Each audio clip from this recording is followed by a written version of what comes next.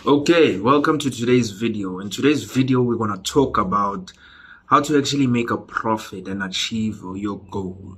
Now, I always start off with a trade goal. I'm gonna try to look at the camera. I always start off with a trade goal. What is a trade goal? A trade goal, in definition of a hedge fund, it's a goal that traders set out to achieve over a specific period of time, utilizing a specific account size. Now, when it comes to this video, we're going to talk about trade goal, but we're not going to dive too much on the account size. It's going to be more of a psychological thing where you actually understand how to make profit for yourself in the market. Because at the end of the day, the most important thing in the market for an individual is not knowing, is not understanding. It's capital. It's pure money. How do you make money? Now, the trade goal definition is something that everyone should know. Why should you know? Because it guides you and makes you understand what you're working towards. If you have a trade goal, you know this is what I'm working towards. If I have $10, my trade goal is $1,000 over 2 months. I know what I'm doing in the trading space. I know why I am trading. That's the reason for a trade goal. It's to gauge and guide you on your route. Now, how do you actually achieve that? How do you actually achieve that with minimum stress? You need to understand the market from a perspective of economy. Today's October, or let's say this month is October, and I plan to trade for 30 days. The only thing that matters is October, is the time I choose to trade, because October is the only month that can actually give me signals and a price. October is the only month that can actually pay me. So what I'm saying is, nothing matters. Past data doesn't matter. Last month, 2 years ago, how Nasdaq interacted with you 2 months ago, 2 years ago, doesn't matter. The only thing that you should be concerned about is the time period which you are actively participating in. And why is that? And how does it help you? Why is that? Is because the now is the only thing that can produce results, outcomes, signals for you, not last month. Because the now is the only thing that moves the market. And now, how can that help you? It helps you understand that the most important thing is your skill, your ability to interact with the market from a technical and financial standpoint. Now, your account size, your initial deposit, should I say, doesn't matter. Because one, in the market, once you fund, your money is no longer yours. We can go as far as say, if I decide to fund $10, I should just conclude that that $10 is gone. In trading, your account size means nothing. Your initial deposit means nothing, because it's just for you to book a seat at the table, a table of endless opportunities. In October, we don't know what's going to happen, but we are certain that the market is going to present opportunities for me and you to actually trade successfully.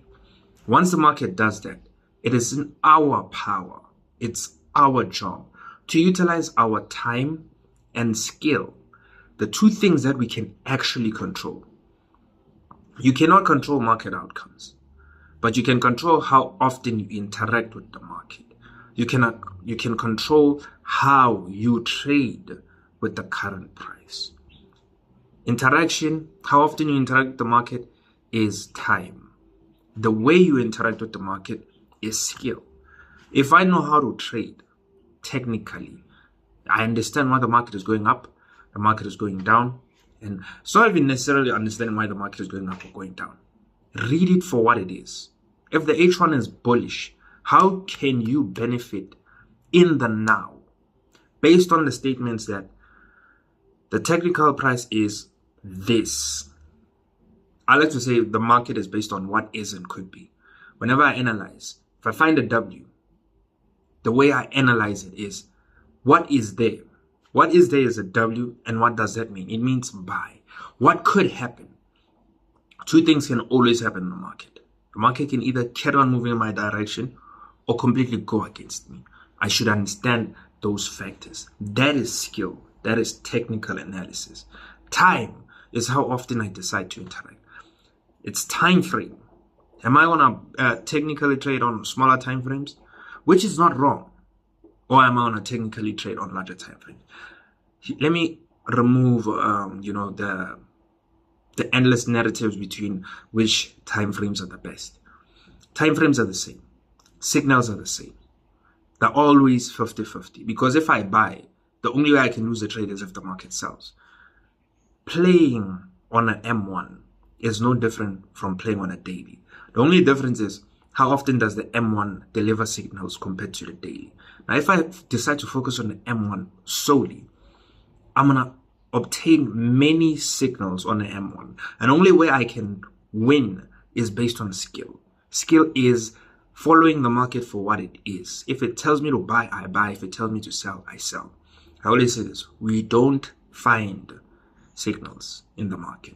We don't look for signals in the market.